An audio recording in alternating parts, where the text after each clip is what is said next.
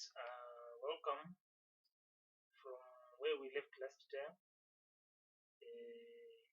That is the program which we wrote for our introductory lesson. That is the Introduction to Visual Basic Programming. So, in programming, you have to know that you will be giving solutions to problems, but you will be giving software solutions to problems. But how will you be giving those solutions?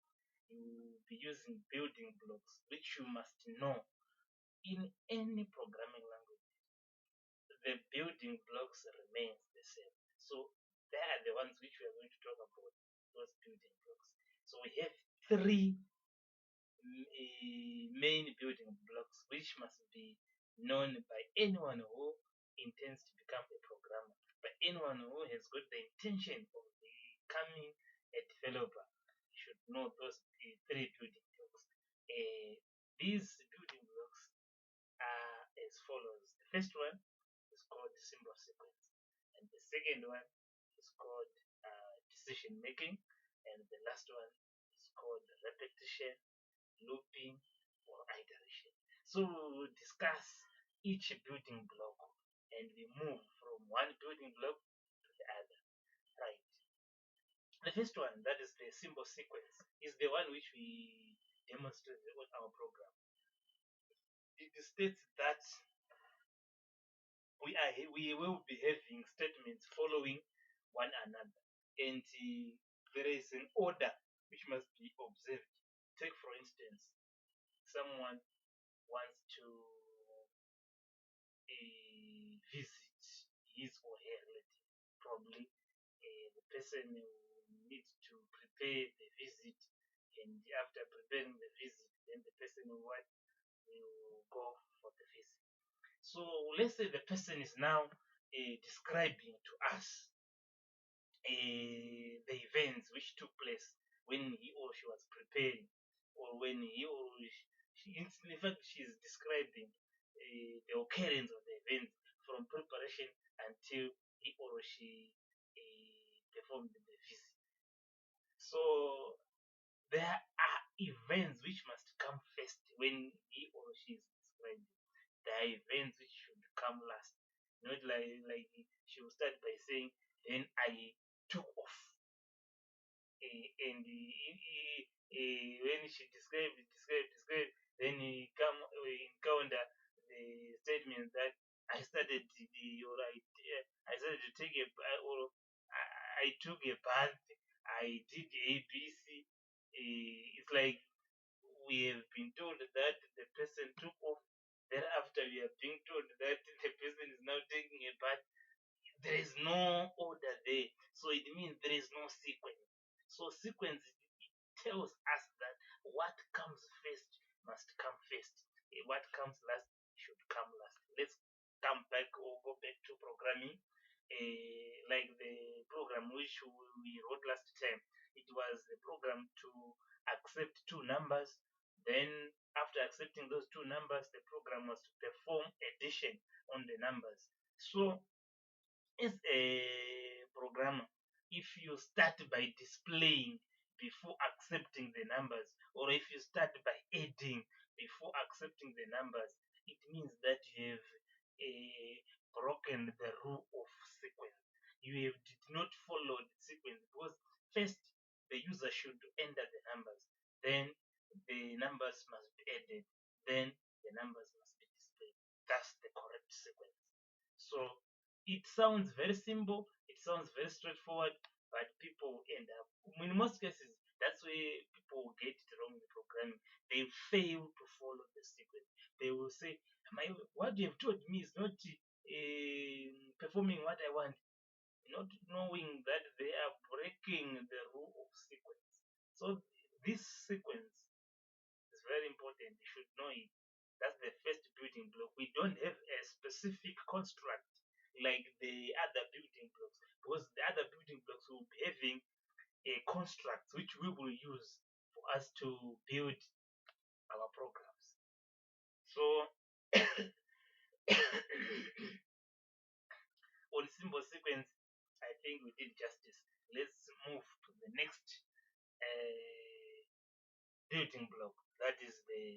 decision making or selection, or sometimes it may be called branching. So we will be demonstrating using programs those building blocks. The symbol sequence in the program is there. That's why we did not even introduce a new program. But with the decision making, we are going to introduce new programs to demonstrate what is selection, what is decision making, what is branching. It's one and the same thing, which will be having different names. Because some people might think that there is selection, there is decision making, there is branching, but you're talking of the same process, right? So decision making is like in our day-to-day lives when you are traveling, when you are walking, I mean traveling, when you are walking in a pathway, when you encounter a crossroads, you are supposed to take one route on the crossroads. Which route to take sometimes will be determined by various conditions. So it's the same with the programming. When your program is running, when it encounters some crossroads, it should take one route depending with the given condition, depending with the outcome of the tested condition. What am I saying? I'm saying that our programs, when we are writing our programs, we need to perform branching, sometimes we need to perform selection, sometimes we might need to perform a decision making. So we have two constructs which falls under the decision making, selection, or branching. Two constructs. Two constructs. In any language, we have those two constructs, and you must know them. Of course, the syntax might vary from language to language, but remember that we have those two constructs, and we are going to discuss about those two in VB. Because right now we are in particular to VB, but we will also have lessons sometimes in C sharp. We might also have some lessons probably in Java, depending if time permits us to have those lessons. So today we want to demonstrate the decision making in Visual Basic. So I am going to put some comments. Decision making in Visual Basic.net.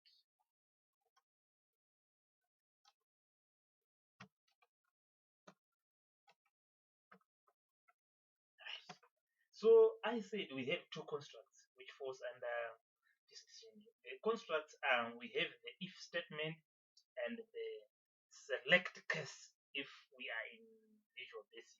Though in other language, the select case might be referred to as the switch case. So you need to note that this one we are in VB, but if you move to other languages, the select case sometimes it might be referred to as the switch case. Don't be confused there. But I will first look on the if statement. If statement. That is the one which we want to start with. Right. The if statement, it takes various forms, and I'm going to describe all the forms which can be taken by the if statement so that you might be able to make a decision. Right. The if statement, the syntax of the if statement, its syntax. It's like if, then we have condition,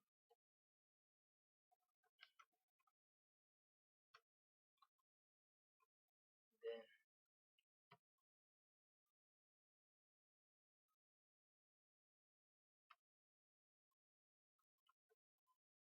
action,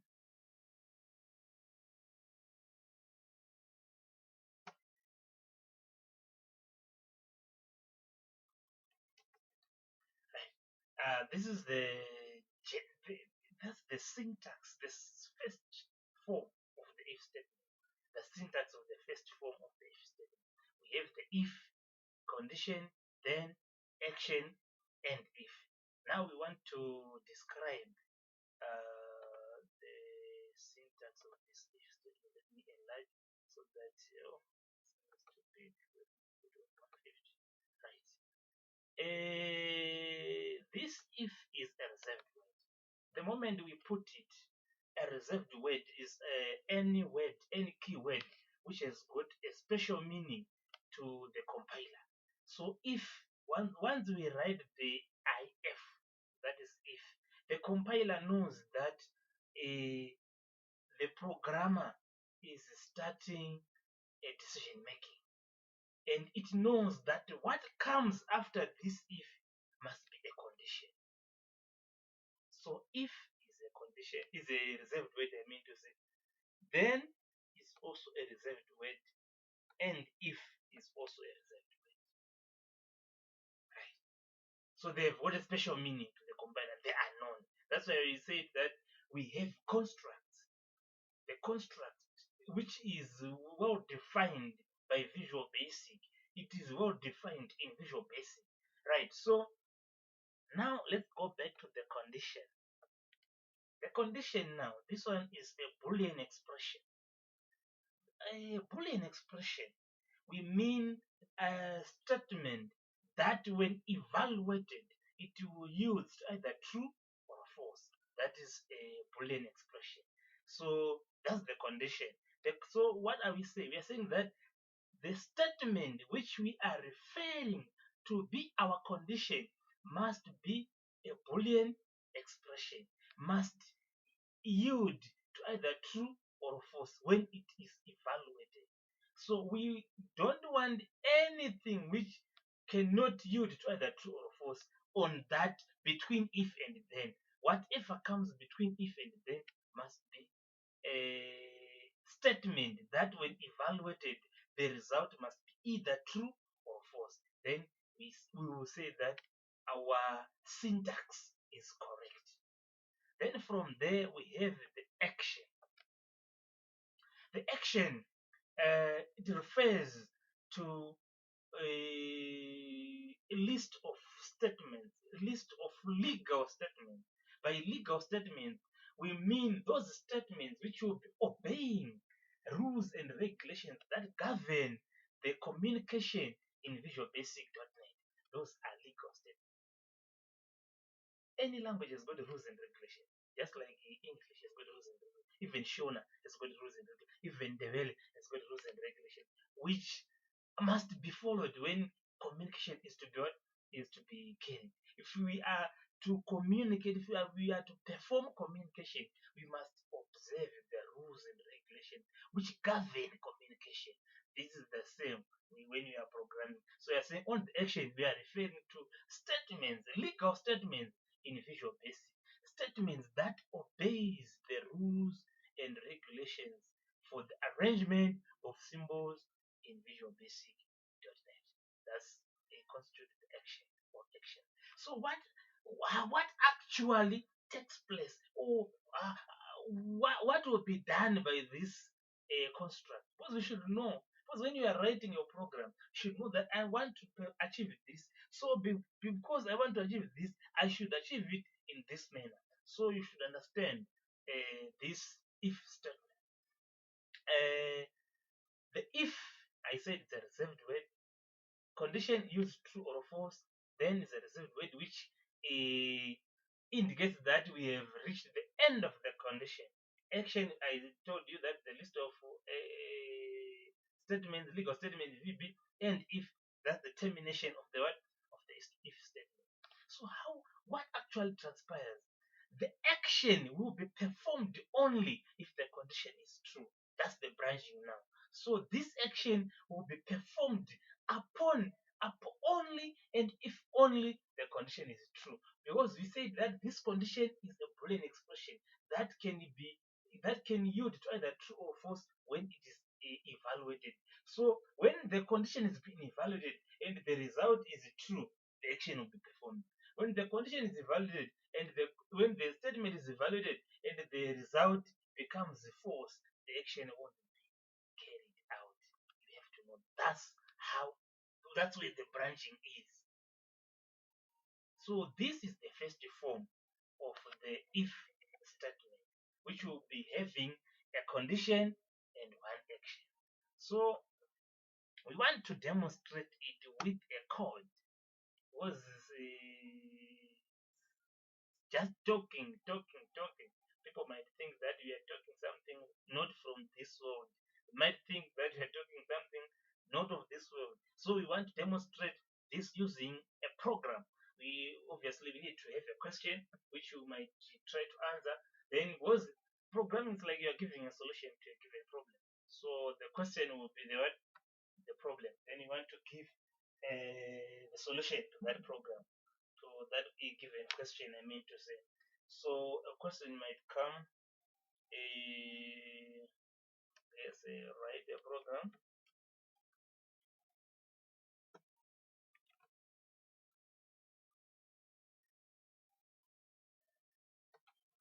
that will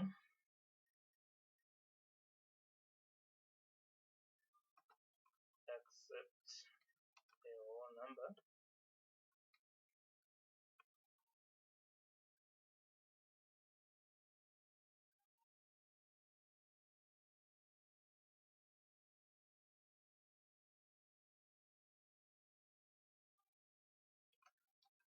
and determine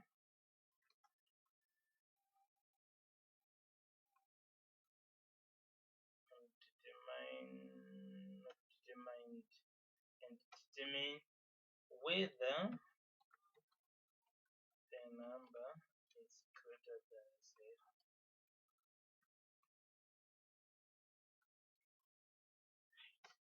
This is the question which we want to answer. Write a program that will accept a whole number and determine whether the number is greater than 0. So it's either the program will just say the number and that number is greater than 0, or it will not say anything according to the question. So we have one action which is going to be performed only if the number is, so the action is to display a message that the number is greater than 0, but only if the number is real greater than 0. Else, if the number is not greater than 0, no message will be displayed according to the question. So now we want to write the program now. Obviously, we need to prompt the user. So say write line, enter the number, enter any whole number, and press enter. Right.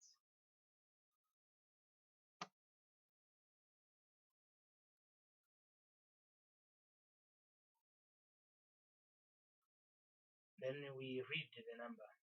Because we did not declare it, so we need to declare it. You can declare it and read it, it's not a problem. Dim num as integer equals to cint line.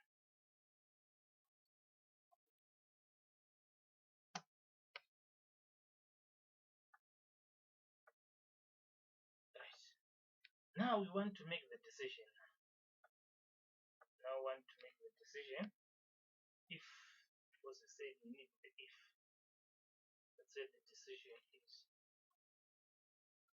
if num is greater than 0,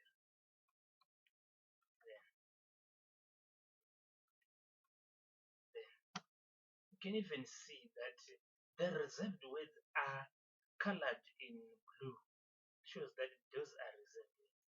Then obviously you copy and paste because you just want to display that the number is greater than 0.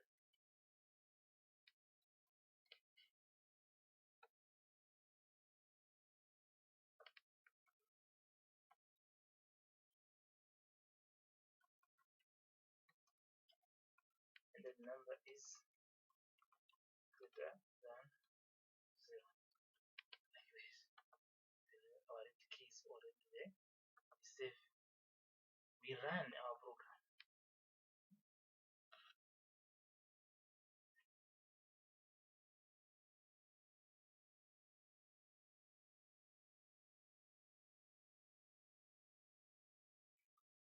Right. Enter any whole number and press enter. Let's enter 5. Enter number is greater than 0. Right. Okay. It's running. But is it running? Sure. You need to check to see whether if we enter a number which is not greater than, for instance, 0 is not greater than 0. So let's say we enter 0. What will happen? Nothing. Because this form of if, it's condition and one action, so nothing will be displayed. That's the first form. Even if you enter a negative number, because a negative number is not greater than 0 according to the condition. Right. Minus 8. Still, minus 8 is not greater than 0, so nothing will display. So our first form of if, we only take one action and one condition. I understand you've grasped that form of if. So let's proceed to the next form of if. That is the second form, which will be having two actions. We'll be having one condition, then two actions. So we'll be having action 1, then here we have the else part. And we have action 2.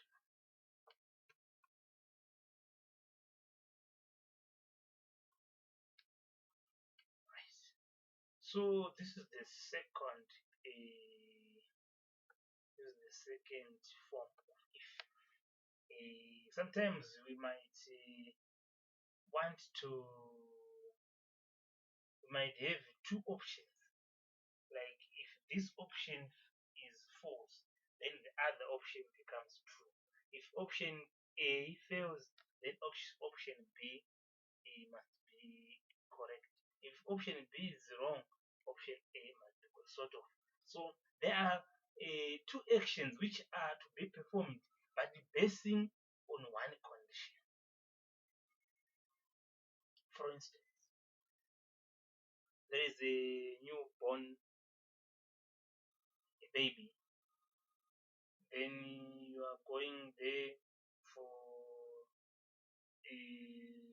for probably showing your or issuing your congratulatory messages or presents whatsoever. We don't know. I don't know what you want to convey to that probably the parents. So you say congratulations. Is the baby a boy? And the answer is no. I don't know whether it will be suitable, feasible, or sensible for someone to ask from there that, so is the baby a girl? Because if the answer is no for the first question, automatically for the second option, the answer will be true. That's what we are saying. So if you ask, if is the baby a boy, if the answer is no, automatically it means the baby is a girl. There will be no need for you to ask that, so is the baby a girl? It won't be necessary though. But yes, you might ask and the answer might be even availed to you if you ask, but it won't be necessary anyway, because it means that if the baby is not a boy, automatically the baby is a girl. And the opposite is also true. If the baby is not a girl, automatically the baby will be what? Will be a boy. So that is the scenario of the second form of the if. It will be having one condition but two possible actions. Meaning to say that action 1 will be performed if the condition is true. If the condition is false, therefore action 2 will be what? Will be performed. So that's how it will be like in the if statement. So we need also to demonstrate that using a program code. So let's say a question. Write a program.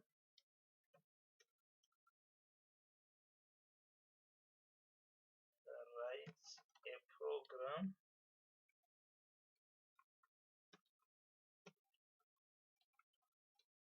that will accept a whole number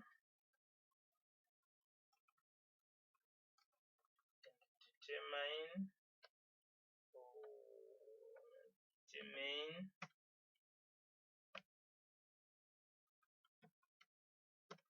whether it is an even number or an odd number. Right. That is our question. And that question is also bring another scenario in the area of programming. So write a program that will accept a whole number, and the program must determine whether that is the number which is referred to as an even number or an odd number. So the program will accept a whole number.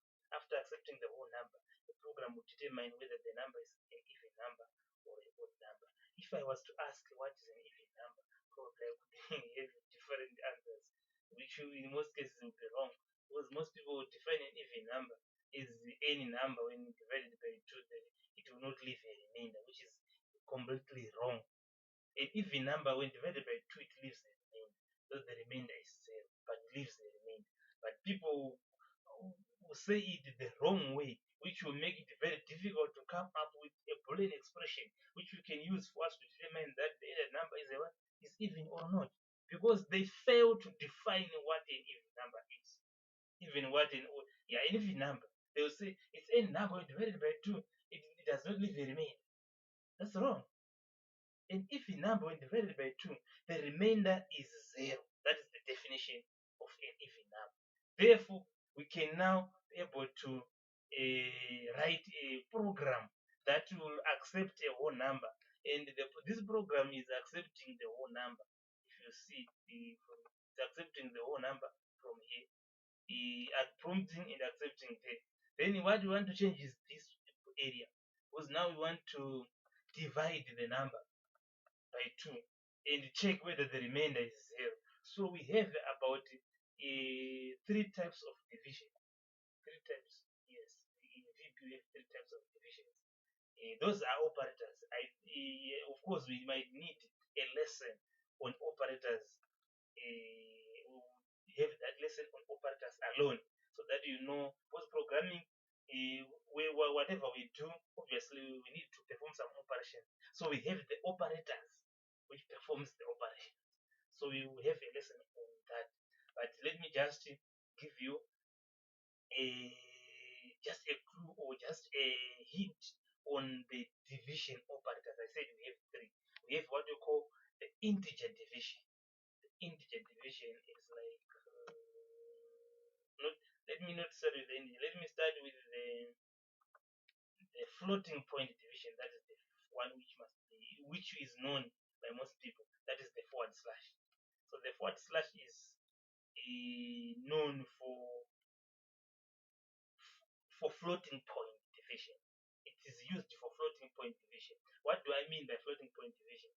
It takes its answer, the result will be the whole number plus the fraction. So that is the one which will give you a number with the decimal point. Like if you say 9 forward slash 2, you are likely to get 4.5 decimal point. Not it's decimal point, not 4.5. There's nothing like that in numbers. It's 4.5 decimal point 5. So it's 4 decimal point 5. That's what is meant by point. That's floating point. Right. We have the integer division, that is the backward slash. That's where most people get it wrong when they ask. Sometimes they ask me, can you give us or can you assist me? I'm writing this program which is doing ABC. Then I use the integer division. That person will not recognize that this is an integer division. He or she might think that I did a mistake. Then he or she will put the forward slash, which will produce a different result altogether. Because in Visual Basic we have the integer division. You will see that most other languages we don't have that integer division, but in VB we have that, and we need to use it whenever we want to perform integer division. What will be the result? It takes only the whole number as our answer. That is, if you say 9 forward backward slash 2, the answer will be 4. Then the last division, which is the one which you want to use here, is modulus division, MOD. The modulus division takes the remainder as the answer. If you say 9 mod 2, the answer will be 1. Because it's like if you divide 9 divided by 2, you get 4 remainder 1. So that remainder becomes the answer when you are. So it's called modulus division. That's why it's that's why in VP they use MOD for modulus division, taking the remainder as the answer. So this is the one which we are going to use because we want to take the remainder, like what we defined earlier on, that an even number is n number. When divided by 2, the remainder is 0. So we want to take now the remainder. We want to check whether if this number which we have entered, if it is divided by 2, if the remainder is 0, then that number automatically is a what? Is an even number. That's what we are saying. If we divide the entered number by 2 and the remainder is 0, it means this number is a what?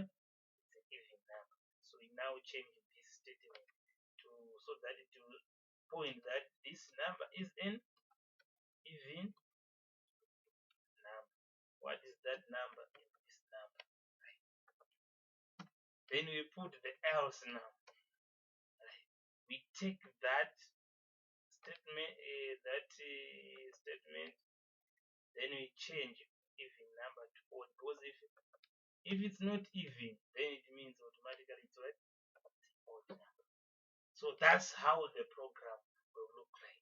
So here we are much worried about the syntax of the if statement. Saying we have the if, we have the condition, this is the condition, we have the action one. This is action one. When the condition is true. Then this is action 2. When the condition is what? When the condition is false. So we want to run. So we are going to run it twice. Because the first one, we need to make the condition true. Then the second one, we need to make the condition false.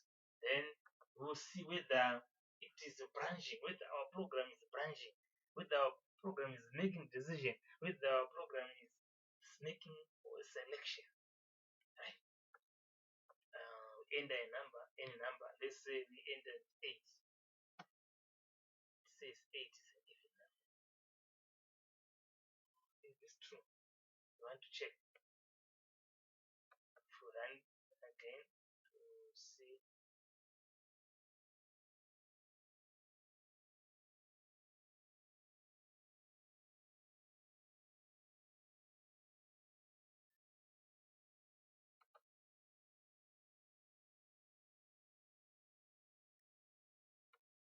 Now want to enter 9. 9 is an odd number. So it shows that our program is running perfect. That is the second form of the if statement. So the second form of the if statement is that one.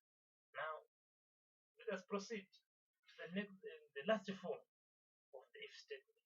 The last form now of the if statement will be having several probably conditions. Sometimes you might have this condition. If this condition is true, then do this action.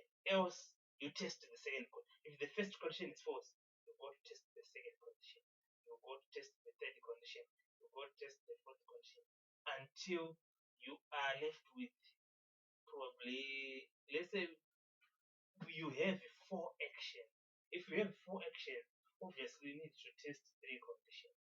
because the last one, it becomes automatically obvious if all of the other actions are other conditions are false.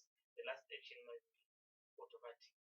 So if you have 5 actions, it means you should have 4 conditions. That's sensible. Of course, you might write it the way you want to write it.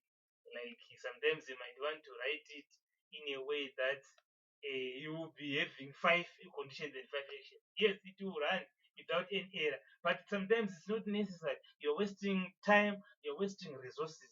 Because remember that each character which you will be writing constitute to the size of your program on the what on the disk. So we need to make sure that our programs are optimized. Our programs are optimized both on size and on its reliability and on its effectiveness. That's programming. Because we are not just teaching you to just or attend for an exam and pass or just writing a simple program, but we want to develop programmers, the real world programmers. That's the main reason of these lessons. We need to develop programmers. So what will be the syntax? Like what I was saying, here we'll be having else if here, else if, then condition,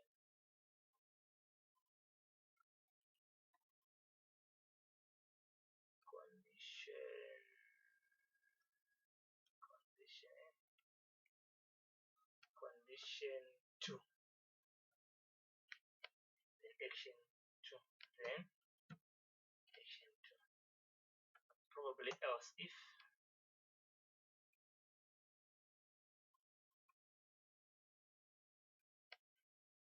copy and paste.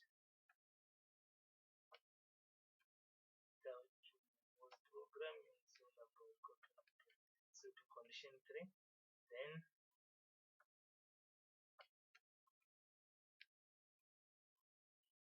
action 3, else.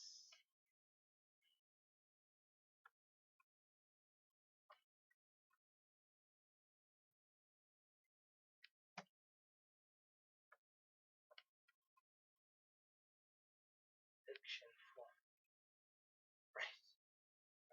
So here if you look, we'll be having condition 1,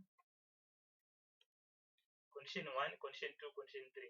But the actions with action 1, action 2, action 3, action 4. We are saying that the conditions will be tested one after the other. If the first condition becomes true, automatically it means the second condition is going to be skipped, the third condition skipped, and the else is going to be skipped. So if it executes here, if it becomes true, it means the if state, this one else, this else, this else will be skipped. It will come straight after the end. But if this condition is false, it will proceed to test the second condition. And this one becomes, if it becomes true, this action is performed. And the rest will be skipped.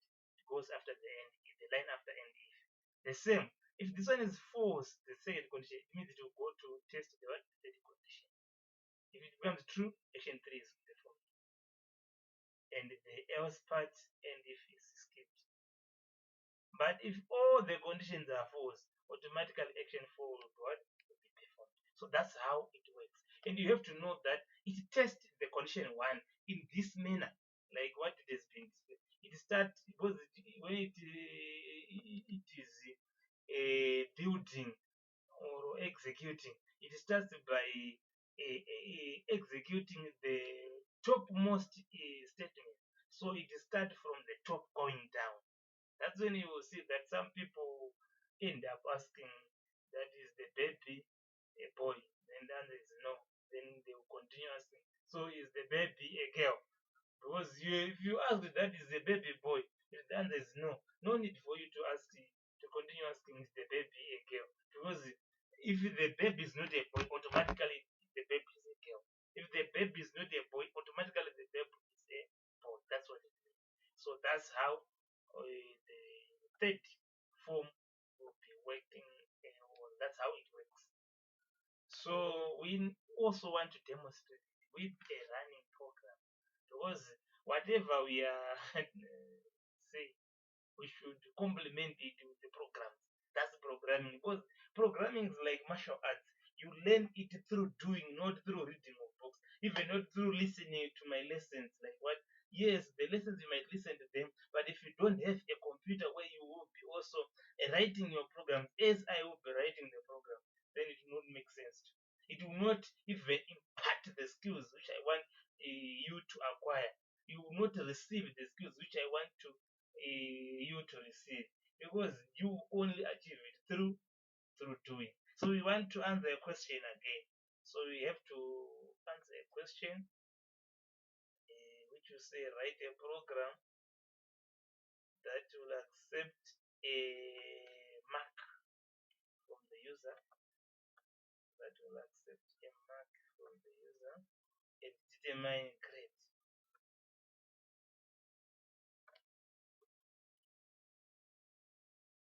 Mark from the user.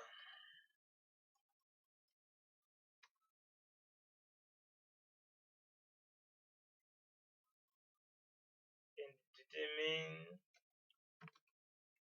the grade using the criteria below. Right. What will be the criteria? So we are saying 80, 200. This distinction.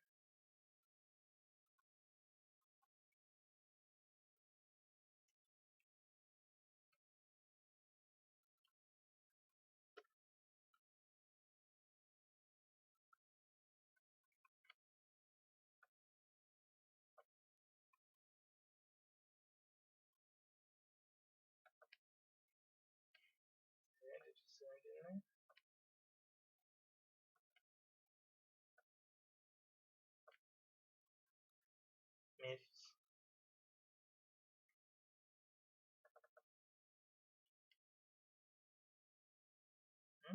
Say 60, so that's 50 to 59.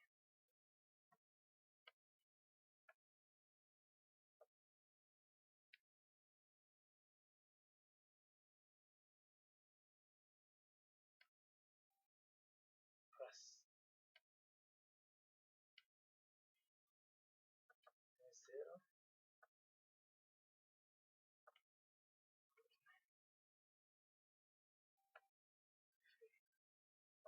So these are the grades.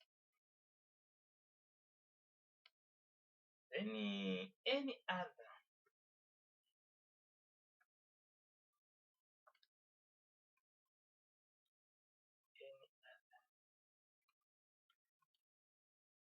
grade goes to invalid mark. Right.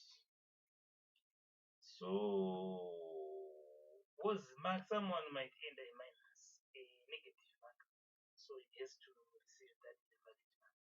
If someone enters a mark greater than 100, that mark becomes invalid. So that's what is meant by any other mark, the grade equals to invalid mark. So yes, you might even want to change this one, name num to mark, so that it will make sense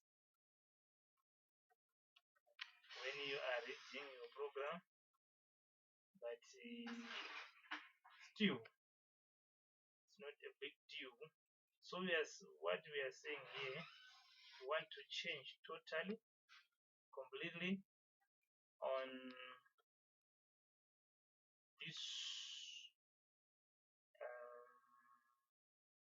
program, because we are going to have several conditions. So we will start if a mark is greater than 100. That is the one of the other what other can say right line invalid what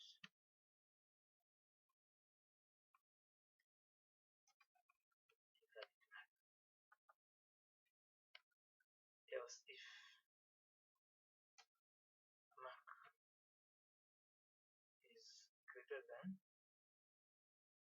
equal to 8.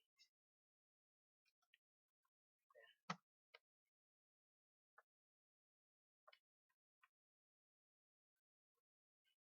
distinction.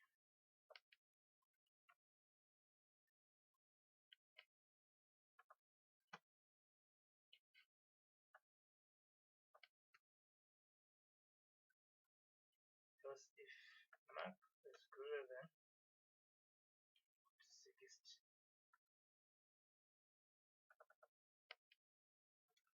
merit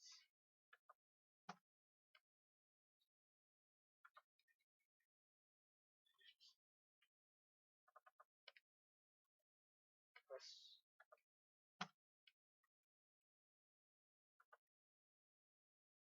0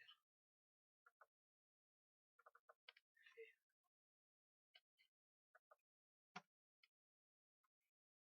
Else again invalid, right? Invalid mark. And people get lost to see that yes, in programming we have it's like in art. You might use this way, which you in which you are having two invalid marks. Or else you might put the first one a range in which you will be giving the invalid mark once. But I wanted this to showcase the amount of the else if, because they might think that they are limited to only 3, like what you saw on the syntax there. On the syntax only have 3 conditions. But doesn't mean that they are limited to 3 conditions. That's what I wanted to show you. That we can have more than, like this one has 1 condition, 2 condition, 3 condition, 4 condition, 5 condition, and the last else. So that's why I put it that way, to show you that it's not limited to only 3 conditions. Otherwise, you might have several else if, several conditions might be included. Right. So let's run. Whatever we write, we need to prove it by running. Whether is it running or else it has got some error. Right.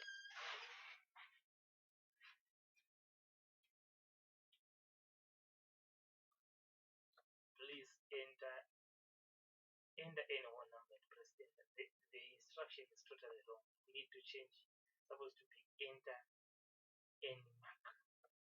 Enter a mark. Because the instruction should do enter mark and press enter. So that was the instruction must be very clear. Because clarity in whatever you do is very essential. Even in your life, clarity is very essential. You should pursue one decisive action, which is very clear and straightforward. So here we need to enter the mark. Let's say we enter the enter 80, let's say enter 85. It is shown distinction.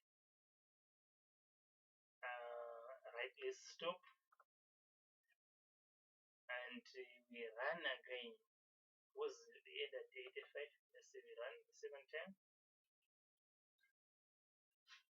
Right. Enter, mark, and press enter. Right. Let's see we end at 72. 72 is merit. Is it correct according to the? Yes, 72 is merit. Yes, yes. Was we say 60 to 79? Right. We need to test all the scenarios to see whether they are running well, whether it's correct. Because sometimes you might think that the program is making just not doing as expected. This is someone in the 500. It will tell you that it's invalid. So We have tested the invalid. Right, let us also test the minus. See whether right. Select the minus. Minus. Minus. Invalid. Because people get lost here. They might think that if you enter 100, they might think that 100 might even, because 100 is greater than 50. Forgetting that I said this program works from top going down. So if you enter 100, 100 will be caught here. So this statement will become true, and the rest will be ignored. They will be skipped. They will be jumped. That's why sometimes the decision making is also referred to as jumping instruction, jumping control structure. They forget that. That's why they say, hey, this code will not run well. If you enter 90 will be even caught here because 90 is greater than 0. Yes, it's true, 90 is greater than 0, but 90 will not be caught here because 90 will be caught here. Because 90 here will not fit because 90 is not greater than 100. But here 90 is greater than equal to 80. 90 will be caught here and it will not go down. That's what they will fail to understand. Anyway, today we need to end here on the what? On the if statement. So that when we meet next time, we will continue from the decision making, branching, selection. But we will be moving to the next construct, that is the select case, which is very simple and straightforward. And you will see some of the merits and demerits of the select case, and also the merits and demerits of the if statement whenever you will be using them. Goodbye. Don't forget to subscribe to whenever, so that whenever we upload a new video, you will be notified.